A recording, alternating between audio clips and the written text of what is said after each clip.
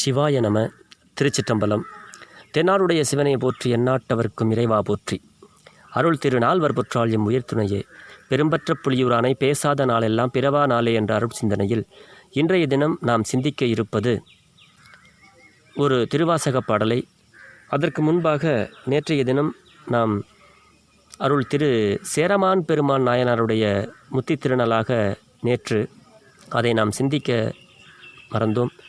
ஆகினாலே இன்றைய தினம் அவருடைய அருள் வரலாற்றை சிலவற்றை நாம் சிந்தித்து சிவபெருமானாருடைய திருவருளை நாம் பெறுவோம். இந்த சேரமான் பெருமான் கேரள மாநிலம் திருச்சூர் மாவட்டம் கொடுங்கநல்லூருக்கு அருகே உள்ள ஊர் திரு அஞ்சைக்களம். இந்த திருத்தலத்துக்கு நாதனை நாளும் வணங்குவதையே பிறவி பெரும் பயனாக கருதி வாழ்பவர் சேரமான் பெருமாள் நாயனார். சேரமான் பெருமாள் நாயனார். அந்த நாயனார் அவர் தன் தந்தைக்கு பின் தன் சிவத்தொண்டு எந்தவித தடையும் ஏற்படாமல் பார்த்து கொள்ள வேண்டுமென்று அமைச்சர் பெருமக்களுக்கு ஆணையிட்ட பின்னரே அரச பதவியை ஏற்றுக்கொண்டார். சேரமான் பெருமான் தினமும் சிவபூஜை செய்பவர். அப்படி தினந்தோறும் சிவபூஜையை நிறைவு செய்யும் நேரத்தில் தில்லை நடராஜ பெருமானின் நாட்டிய சிலம்பொலி கேட்கும். சேரமான் பெருமான் தினந்தோறும் சிவபெருமானுக்கு சிவபூஜை செய்பவர். அப்படி சிவபூஜை செஞ்சு முடிக்கிற நேரத்தில் சேரமான் பெருமானுக்கு நடராஜ பெருமான் தன்னுடைய கால் சிலம்பொலியை ஒலிக்கச் செய்வார். அதை கேட்டு சிவபெருமானே நேரில் வந்து தன் பூஜையை ஏற்றுக்கொண்டாரோ என்று எண்ணி சேரமான் பெருமாள் பேர் உருவகை அடைந்தார். ரொம்ப பெருமை அடைஞ்சார். ஆகா, நம்மளுடைய சிவபூஜையை அம்பலக்கூத்தர் தினந்தோறும் நேரில் வந்து ஏற்றுக்கிறார் அப்படின்னு ரொம்ப சந்தோஷமாக அந்த பூஜையை பண்ணிகிட்ருக்காரு. இப்படியே பல நாட்கள் சென்றன. ஒரு நாள் சிவபூஜை நடந்து முடிந்த பிறகும் சிவபெருமானாருடைய அந்த கால் சலங்கை ஒலி கேட்கவில்லை. என்னடா சிவபெருமானாருடைய சலங்கை ஒலி வந்து கேட்கவில்லையே அப்படின்னு ரொம்ப மனசு ரொம்ப கலங்கினார் சேரமான் பெருமாள். தான் செய்த சிவபூஜையில் தவறு ஏதும் நேர்ந்ததோ என்று எண்ணி மனம் வருந்தினார். வருந்திய சேரமான் பெருமாள் உடைவாளை எடுத்து தன்னையே மாய்த்து கொள்ள முயன்றார். இவ்வளவு நாளாக நாம் சிவபூஜை செய்து வந்தோம். இப்பொழுது ஏதோ நாம் செய்யக்கூடாத பிழையை செய்துவிட்டோம். ஆகையினாலே சிவபெருமான் தனக்கு காட்ட வேண்டிய சிலம்பொலியை காட்டவில்லை. இதற்கு பிறகு நான் ஏன் உயிர் வாழ வேண்டும் என்று அவர் ஒரு முடிவெடுத்து தன்னுடைய உடைவாளை எடுத்து அவரே மாய்த்து கொள்ள முயன்றார். அந்த சமயம் திடீரென்று சிலம்பொலி கேட்டது. தன் கழுத்தில் வச்சு அப்படி அறுக்க போகிற நேரத்தில் அப்படி டக்குன்னு சிலம்பொலியை காட்டுறாரு. டே இருப்பா, ஏன்பா அப்படி அவசரப்படுற அப்படிங்கிற மாதிரி பெருமான் சிலம்பொலியை காட்டுறாரு. உடனே அதுக்கு இறைவன் வந்துவிட்டதை அறிந்த சேரமான் பெருமாள் அவருக்கு ஒரே மகிழ்ச்சி. மறுபுறம் அவர் தாமதமாக வந்ததற்கு காரணம் புரியாத தவிப்பு. காரணம் கேட்குறாரு. என்ன பெருமானே, இவ்வளோ நேரம் நான் பூஜை பண்ணி நீங்கள் ஏன் வரல சாமி அப்படின்னு அவர் கேட்குறாரு. அதுக்கு இறைவன் புன்னகையுடன் சொல்கிறாரு, மன்னா, உன்னுடைய சிவபூஜையில் குறை ஒன்றும் இல்லை. நீ விரும்பும் வண்ணம் உரிய நேரத்திற்கு வர நினைத்த போது நீ உன்னுடைய பூஜையில் நான் அந்த டயத்துக்கு உனக்கு நான் கால் சுலங்கையை காட்டணும்னு நினச்ச போது அங்கு வந்த என் அடியவர் சுந்தரமூர்த்தி நாயனாருடைய தேவார பாடலில் மயங்கி நேரம் போவது தெரியாமல் மெய் மறந்து கேட்டுக்கொண்டு இருந்தோம். அதனால் சற்று தாமதமாகிவிட்டது அப்படின்னு சொன்னார் சிவபெருமான் சேரமான் பெருமானிடத்தில். அப்போ சிவபெருமான் செவிமடுத்த செந்தமிழ் வேதம் எங்கேயெல்லாம் தேவார பாடல்கள் கேட்கப்படுகிறதோ அங்கெல்லாம் சிவபெருமான் மெய்மறந்து நம்மளுடைய பாடலை கேட்பாருங்கிறது நமக்கு இதிலேருந்து நம்ம புரிய வேண்டிய ஒரு காரணம். சரி, ஓகே அப்படின்னு சொல்லிட்டு தாமதமாகிடுச்சு. சுந்தரன் அங்கே பாடிக்கிட்டு இருந்தான்ப்பா, அவன் பாட்டில் மெய் மறந்து நான் அங்கே நின்றுட்டேன். அதனால் உனக்கு என்னுடைய சலங்கை ஒளியை காட்டுறதுக்கு கொஞ்சம் தாமதமாகிடுச்சு என்னார் சிவபெருமான்.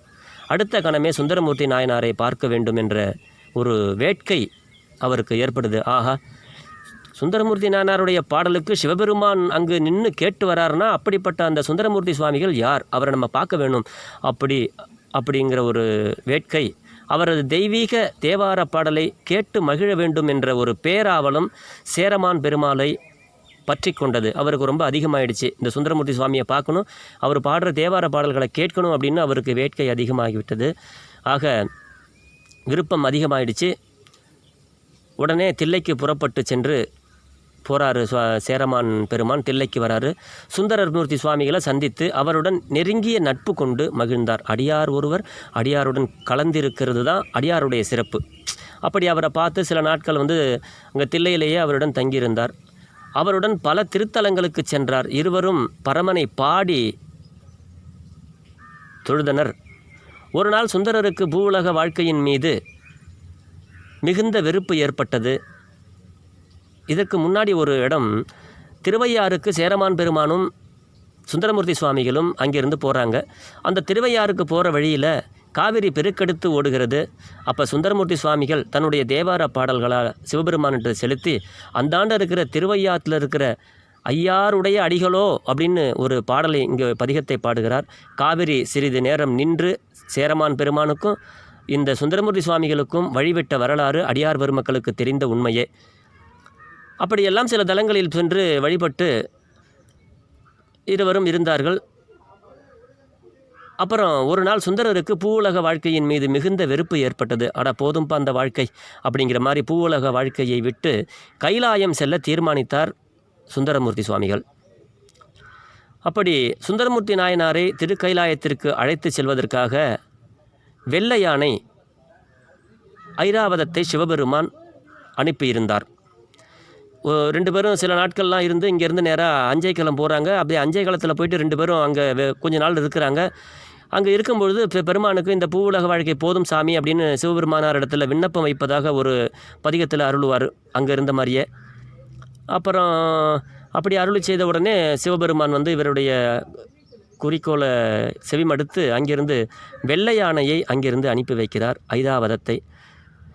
மிகுந்த ஆவலுடன் அந்த யானையின் மீது ஏறிக்கொண்டு கைலாயம் புறப்பட்டார் சுந்தரர். அப்படி கைலாயம் புறப்படும் பொழுது அருளி செய்தது தான் அந்த தானனை முன்படைத்தான் என்ற அருட்பதிகத்தை அங்கே அருளிக்கிட்டே போகிறாரு. திரு அஞ்சைக்களத்தில் சேரமான் பெருமாள் நாயனாருக்கு இந்த செய்தி திவ்ய திருஷ்டியால் தெரிய வந்தது. சுந்தரரை பிரிய மனமில்லாமல் தவித்தார். அவரது அவருடைய பட்டத்து குதிரையான பஞ்ச கல்யாணியின் மீது அமர்ந்து அதன் காதில் 5 எழுத்து என்று சொல்லப்படுகின்ற சிவாய நம என்ற மந்திரத்தை ஓதினார். உடனே அந்த குதிரை விண்ணில் பறந்தது. யானை மீது ஏறி சென்று கொண்டிருந்த சுந்தரமூர்த்தி நாயனாரை நெருங்கி வலம் வந்து வணங்கி சுந்தரருக்கு முன்பாகவே திருக்கைலாய வாசலில் போய் நின்றது. ஆண்டவனை பற்றி கொண்டு முத்தி அடைவதை விட அடியாரை பற்றி கைலாயத்துக்கு முன்னாடி போனவர் சேரமான் பெருமான். அப்படி அடியார்களுடைய பெருமையை நாம் உணர வேண்டும். இந்த தருணத்தில் அடியார்களுக்கு மிக்க மதிப்பளிக்க வேண்டும் என்பதற்கு ஒரு உதாரணமாக இங்கே சேரமான் பெருமான் நாயனாரை நாம் முன்வைக்கலாம். அப்படி சுந்தரரை வணங்கி குதிரையின் காதில் 5 எழுத்தை சொல்லி மேலே போகிறாரு. இவருக்கு முன்னாடி சுந்தரரை வளமாக அந்த குதிரை வணங்கிட்டு நேராக இவங்களுக்கு முன்னாடியே போய் கைலாயத்தினுடைய வாசலில் போய் நிற்கிது அந்த குதிரை. சுந்தரரும் சேர்ந்தார். நண்பர்கள் இருவரும் இறைவன் சன்னதிக்கு சென்றார்கள். கைலாயத்தில் அவர் பெருமான் இருக்க இடத்துக்கு போகிறாங்க. ஸ்தூல சாரீரத்தோடு திருக்கைலாயம் சென்றார்கள். இந்த உடம்போட திருக்கைலாயத்துக்கு சென்றவர்கள் இவங்க 2 பேரும் தான். அப்படி அவர்கள் இருவரும் சென்றது ஆடி மாதம் சுவாதி நட்சத்திர திருநாளாகும். திரு அஞ்சைக்களம் திருத்தலத்தில் இந்த ஆடி சுவாதி திருநாளில் 2 நாயன்மார்களுக்கும் மிக பெரிய உற்சவம் ஆண்டுதோறும் நடைபெறுகிறது. இவங்க 2 பேருமே உள்ளே போனாங்க. அப்படி உள்ளே போன நாயனார் அங்கே கேட்குறார். சுந்தரன் முன்னாடி சுந்தரமூர்த்தி சுவாமிகள் போய் உள்ளே போகிறாரு. உள்ளே போன பிறகு வரவேற்பெல்லாம் கொடுத்து நிற்கிறாங்க. அப்போ இவர் சொல்கிறாரு, இந்த மாதிரி என்னுடைய நண்பர் சேரமான் பெருமாள் நாயனாரும் வந்திருக்கிறார் அப்படின்னு சொன்னோம்னே, அவருக்கு அழைப்பு விடுக்கவில்லையே, அவர் ஏன் வந்திருக்கிறார் அப்படின்னு சொல்லி கேட்கும் பொழுது, என் மீது கொண்ட பக்தியால் அவர் இங்கே வந்திருக்கிறார், அதனால் அவரையும் நீங்கள் இங்கே ஏற்றுக்கொள்ள வேண்டும் சுவாமி அப்படின்னு சுந்தரமூர்த்தி சுவாமிகள் சிவபெருமானார் இடத்துல சொல்கிறாரு. சரி, ஓகே அப்படின்னு சொல்லிட்டு இவரையும் உள்ளே அழைக்கிறார்கள். சேரமான் பெருமாள் நாயனார் உள்ளே போகிறாரு. அப்படி கைலாயத்துக்குள்ளே போன உடனே, சுவாமி, நான் ஒரு பொன் அந்தாதி ஏற்றியிருக்கிறேன், அதையும் நீங்கள் உங்களுக்காக ஏற்றியிருக்கிறேன், அதை நீங்கள் செவிமடுக்க வேண்டும் என்று சொல்கிறார். அங்கே கைலாயத்திலே இந்த திரு பொன் அந்தாதி என்ற பாடலையும் சேரமான் பெருமான் அருளுகிறார். அதை கேட்டு இருவரும் அங்கே இருக்கிறார்கள். முதல் நாள் நாயன்மார்கள் அங்கே கைலாயத்தில் போயிட்டு 2 பேரும் சிவபெருமானாருடைய திருவடி கீழே போயிட்டு அங்கே இருக்கிறாங்க. அப்படி ஆண்டுதோறும் இந்த சுவாதி நட்சத்திரத்தினால் இந்த நாள் வரும்பொழுது இவர்களுடைய திருவிழாவாக அங்கே மிக விமரிசையாக கொண்டாடப்படுகிறது. முதல் நாள் நாயன்மார்கள் இருவரும் கொடுங்காநல்லூர் பகவதி அம்மன் ஆலயத்தில் அபிஷேக ஆராதனைகள் நடைபெறும். பின்னர் சுந்தரமூர்த்தி நாயனார் வெள்ளை யானை வாகனத்திலும், சேரமான் பெருமாள் நாயனார் வெள்ளை குதிரை வாகனத்திலும் எழுந்தருளுகிறார்கள். கேரள மாநிலத்திற்கே உரிய மேலதாள வாத்தியங்களுடன் திரு அஞ்சை களத்தை அடைவார்கள். அடுத்த நாளான ஆடி சுவாதியில் மூலவரான அஞ்சை களத்து அப்பனுக்கு இந்த இரு நாயன்மார்களுக்கும் மற்றும் திருக்கோயிலுள்ள சகல மூர்த்திகளுக்கும் அபிஷேக ஆராதனைகள் மிகவும் சிறப்பாக நடைபெறும். இந்த ஆலயத்தில் ஒரே பீடத்தில் 2 அடி உயரமுள்ள செப்பு திருமேனிகள் சுந்தரமூர்த்தி நாயனாரும் சேரமான் பெருமாள் நாயனாருக்கும் அங்கே இருக்கிறது. அவர்கள் அப்படி காட்சி அளிக்கிறார்கள். ஒவ்வொரு வருடமும் ஆடி சுவாதி திருவிழா இங்கு சிறப்பாக நடைபெறுகிறது. கேரளாவில் உள்ள திரு அஞ்சைக்களம் திருக்கோயிலில் சைவ சமயத்துக்கும் தமிழ் மொழிக்கும் சிறப்பை தேடி தந்திருக்கிறது. கேரளத்திலேயே தேவார பாடல் பெற்ற சிவத்தலம் இது ஒன்றுதான். திரு அஞ்சைக்களம் அங்கே பாடல் பெற்ற தலம் என்ற அளவிலே இந்த சிந்தனையை நாம் நிறைவு செய்கிறோம். இந்த சிந்தனை இன்றைய தினம் நாம் நேற்று மறந்த சேரமான் பெருமாள் நாயனாரை இன்று நாம் நினைத்தோம் என்று சொல்லி ஒரு திருவாசக பாடலை நாம் இப்பொழுது சிந்திப்போம். தெரிந்த அளவில் அந்த பாடலை பாடி நான் உங்களோடு பகிர்கிறேன். இதில் பிழை ஏதிருந்தாலும் சிறியனை மன்னித்தருள வேண்டும் என்று வேண்டிக் கொண்டு, சுந்தரமூர்த்தி சுவாமிகளுடைய இதுவை நேற்று நாம் சிந்தித்தோம். இன்றைய தினம் ஒரு திருவாசக பாடலை இப்பொழுது நாம் சிந்திப்போம். திருச்சிற்றம்பலம். இந்த பாடல் இந்த பிறவியில் செய்த பாவத்தை நீக்கி இறையருளை பெற்றுத்தரும் அருந்தமிழ் பாடல். தெரிந்தளவில் இந்த பாடலை பாடி பொருள் பகிர்கிறேன். பிழை ஏதிருந்தாலும் பிழை பொறுக்கும் பெருமானின் அடியார்களாகிய நீங்கள் என் பிழையையும் பொறுத்தருளுவீர்கள் என்ற ஒரு எண்ணத்தில் பெரும்பற்ற புலியூரானை பேசாத நாளெல்லாம் பிறவா நாளே என்ற அருட்சிந்தனையில் நம்ம இப்போ இதை சிந்திச்சிட்டு இருக்கிறோம். திருச்சிற்றம்பலம். அருள் திரு மணிவாசக பெருமான் மலரடிகள் போற்றி போற்றி. திருச்சிற்றம்பலம். தவமே புரிந்திலன் தன்மலர் இட்டு முட்டாது இறைஞ்சேன் அவமே பிறந்த அருவினையேன் உனக்கு அன்பர் உள்ளம் சிவமே பேரும் திரு எய்திற்றிலேன் நின் திருவடிக்கு பவமே அருளு கண்டாயடியர்க்கு எம் பரம்பரனே பவமே அருளும் கண்டாயடியர்க்கு எம் பரம்பரனே. திருச்சிற்றம்பலம். தன்மலர் அப்படின்னா குளிர்ந்த மலர், முட்டாது அப்படின்னா இடைவிடாது, அவமே அப்படின்னா வீணாக, கண்ணை துயின்று அவமே காலத்தை போக்காதே என்பார்.